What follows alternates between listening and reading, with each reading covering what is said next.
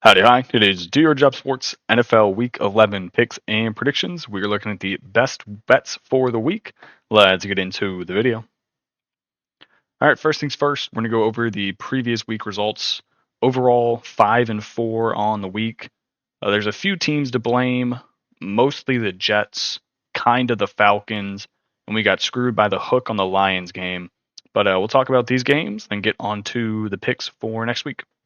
First game over 52.5 between the Bengals and the Ravens on Thursday Night Football. That one was a pretty easy cash. Final score of that game was 34-32, I believe. I'm trying to go back and find it. Where on earth was this game? Was it here? Yeah, 34-35, Bengals win.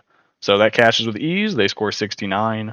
We then had, in what had to be the bet of the day, Panthers +5. They win in overtime against the Giants in Germany. Why were the Panthers dogs? Has Vegas not been watching Giants games? Your quarterback is Danny Dimes. This dude is horrible. Daniel Jones in the game against the Panthers, 22 of 37, 0 passing touchdowns, 2 interceptions. When is the last time Danny had a passing touchdown? Danny has had 2 passing touchdowns in his last 5 games. Yet he's had 4 interceptions.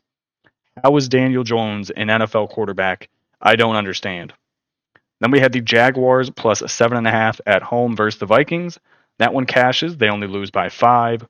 We had the Patriots +6.5. How about Patriots win? Not even win. They destroy the Bears 19-3.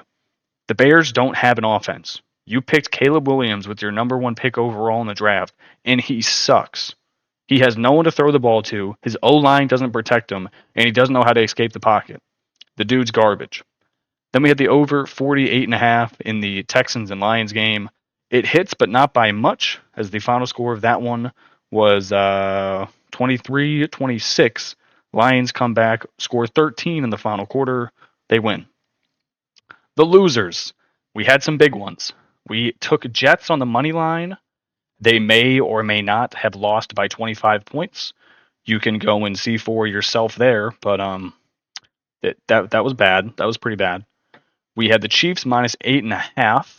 They should have lost the game, but they didn't because the Chiefs' aura just wins.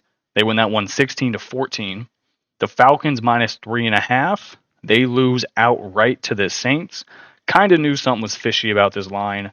Probably should have bet the other way, but yeah, they lost by 3 outright. Then we had the Lions -3.5. Tough one there. They lose. They win the game by 3, but we lose our bet. They were down 23-7 at halftime. They come back to win the game outright. The Texans are slowly fading into being non-existent. However, I did have Tank Dell and CJ Stroud on my fantasy team, and I won this week. So that was a nice plus. All right, let's get into the picks for week 11. First game, Bengals Chargers. I'm taking the Bengals +100 on the money line and the over of 46.5. I don't really care how many games this Chargers team wins. They're not good. The Bengals coming off of a brutal loss to the Ravens by 1 point on Thursday Night Football, so they have a bit longer to rest up and get healthy for this game. I think it's a bounce back game here against the Chargers. Chargers are off of a 10-point win against the Titans. Yay. I mean, if you want to think of a Titans as a real win, then sure, go ahead. But here is who the Chargers have played in their last 5 games. The Titans, the Browns, the Saints, the Cardinals, the Broncos. None of those teams are actual contenders. Not a single one of them. They were gifted 5 free wins. And now they actually have a team who is good at football, and the Bengals coming into LA to play them. I think the Bengals cream them. Bengals have scored 34, 41, 17, 21 in their last 4 games. Their offense is finally figuring out how to score again. You have Jamar Chase go for 250 yards and 3 touchdowns in that Thursday night game. Offensive coordinator was just feeding him the ball. Joe Burrow was slinging it in there like it was nobody's business. I'm also taking the over, though, because as we saw in that Thursday night game, Bengals defense sucks. They can't stop nobody. So if the Chargers do win this game, it's probably because they score like 30 points and the Bengals just can't keep up.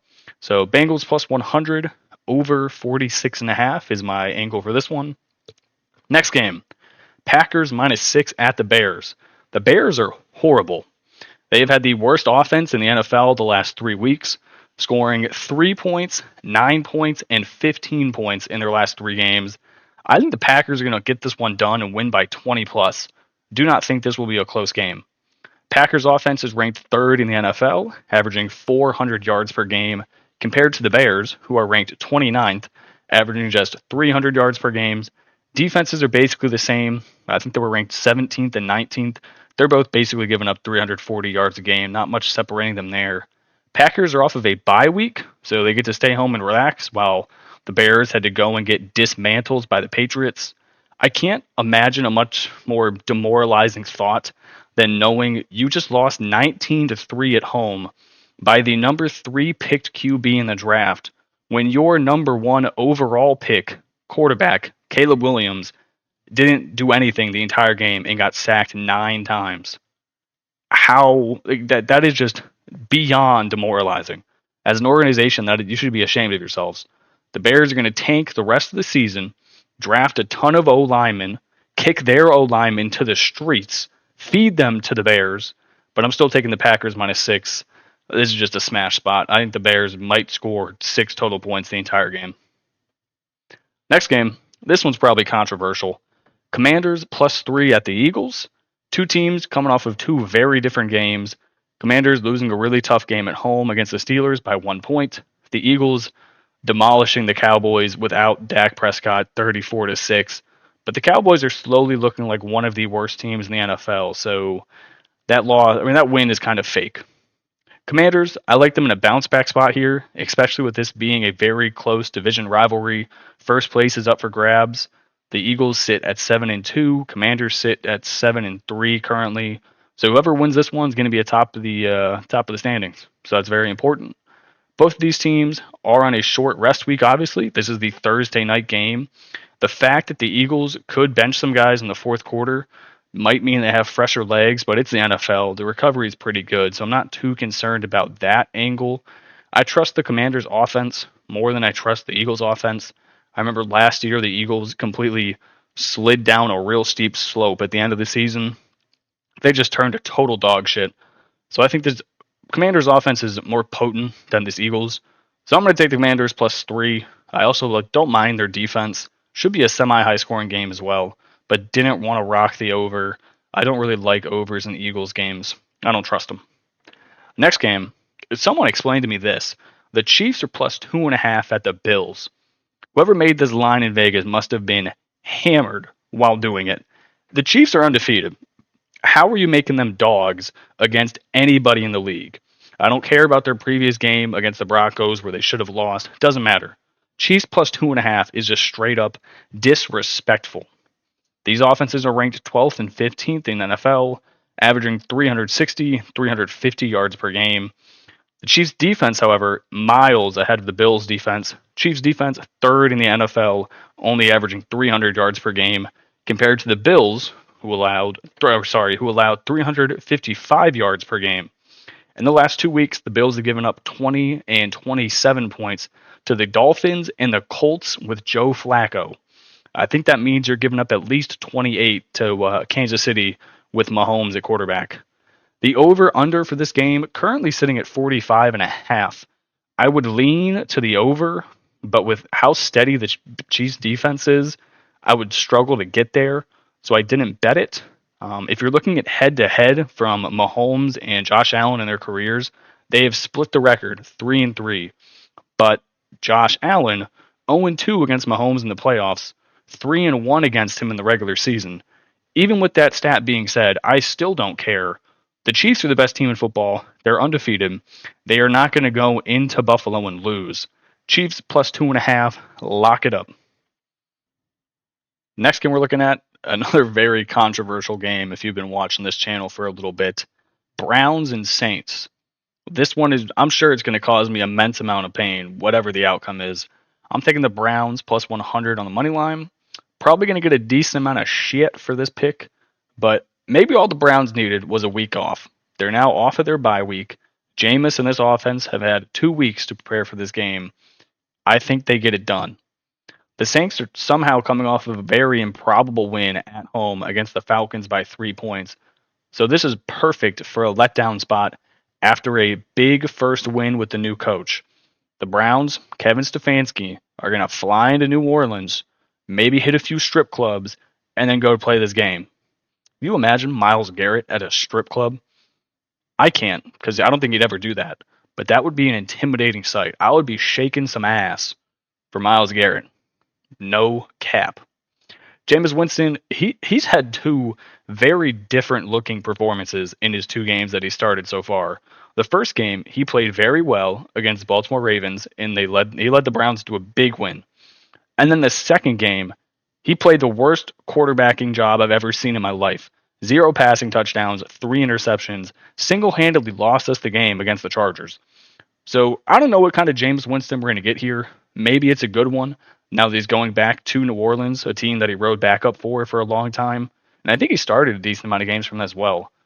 But I'm taking the Browns plus 100. If you're looking just on paper who has the better lineup, it's not even close. The Browns win by a million. Quarterback, running back, defense, not so much wide receivers anymore because we don't really have any good ones. We have Jerry Jeudy, we have David Njoku at tight end, but like, who cares if we can't throw him the ball? This game really just depends on, is Jameis Winston going to be the Ravens level of good Jameis Winston or the Chargers level of horrible Jameis Winston? And the fact that we can back that up with plus 100 on the money line, I think I'll take it. So I'm taking the Browns. Next game, we're running it back with the Patriots at home, 5.5-point dogs. How does this make any sense? I don't understand. Patriots coming off of a 19-3 win on the road against the Bears. I don't get it. At the time I'm making this video, the Rams have yet to play the Monday Night Football game against the Dolphins. So I have already bet the Patriots plus 5.5. What if, I'm not saying I want this to happen, but what if Stafford goes and gets injured in this game, or their running back gets injured, or 3 of their offensive linemen tear the ACLs? This line goes to like Patriots plus 2, or it's a pick 'em. The fact that you can bet this game before the Monday night game even happens, I still don't understand. Like, how much? Surely the odds makers are just taking a ridiculous amount of risk and not knowing what's going to happen in the Monday night game. So I'm very confused. Patriots, they do have one of the worst ranked offenses in the NFL, only averaging 291 yards per game. But the Rams are also towards the back of the pack. They're averaging just over 340 yards per game. The Patriots do have the better defense. They're coming off of a game where they only allowed 3 points to the Bears. The Rams also have to travel to New England on a short week because they're playing the Monday game. And they're going from West Coast to East Coast, so they're losing time. I like this spot for the Patriots. Well rested, at home. The Chargers have to go into New England, which is ass. Give me the Patriots, plus 5.5. I think they have a chance to win this game outright. Last two games. Ravens Steelers, give me the Ravens minus 3.5, over 47.5. Battle of two of the best teams in the AFC North. If you would have asked me that, I don't know, beginning of the season, I would have said you're off your mind if you told me the Steelers would be on top of the AFC North. But here we are. So I got to sit here and eat my words. Both of these teams somehow coming off of a 1-point win. Ravens beating the Bengals Thursday Night Football by 1 in a massive comeback. Steelers also came back from the Commanders. I think they were down 10 points at one point, and they win by 1. In terms of offensive production, these teams do not compare. Ravens are the number 1 ranked offense in the entire NFL, averaging 450 yards per game. Steelers are ranked 17th, averaging 345, but they have looked a step better than they did at the beginning of the year when it was Justin Field at quarterback. Russell Wilson's kind of reaching to his bag. He's going back to that 2016-2017 Seattle Seahawks Russell Wilson. The man's going back in time, and I'm kind of a fan. But I still don't think it's going to be enough to keep up with the Ravens. The Ravens have scored 35, 41, 29, 41, 30, 41, 35, 28, 23, and 20 points this season. If the Ravens put up 40, the Steelers aren't going to be able to touch them. And I think it is very realistic that the Ravens can score that much because I just read out the numbers. It doesn't matter who they play. There are plenty of good defenses riddled in that 41, 30, 35, 35, 28. It doesn't matter. They're going to score against you regardless. You have great wide receivers, not a great O-line, a good enough O-line, and then you have Lamar at quarterback. You're going to give up a minimum of 21 points a game. So give me the Ravens, give me the over 47.5. Then for the final game, it's the Seahawks and the Niners. I am ready to be hurt again, taking the Seahawks plus 6.5. Surely they don't hurt me again, but they probably will. 49ers coming off of a 3-point win against the Buccaneers in a game that I was not very impressed by the 49ers. Christian McCaffrey is back, but the extent to what they actually use him is yet to be seen. He only had 13 carries in that game. It seems like they're going to have to give him a minimum role in this offense until he proves he can be healthy for 4 or 5 games in a row.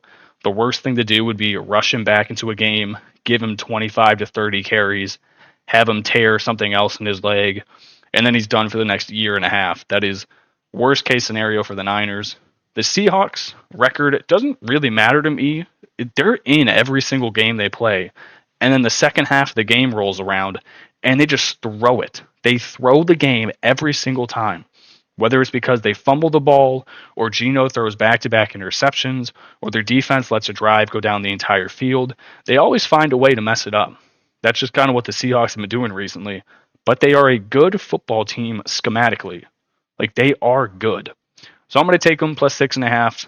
I have some faith in them on the road against a Niners team who still doesn't really have an identity, with some of their wide receivers injured, Christian McCaffrey not being 100%. Brock Purdy has not looked not even good this season. He's looked pretty bad.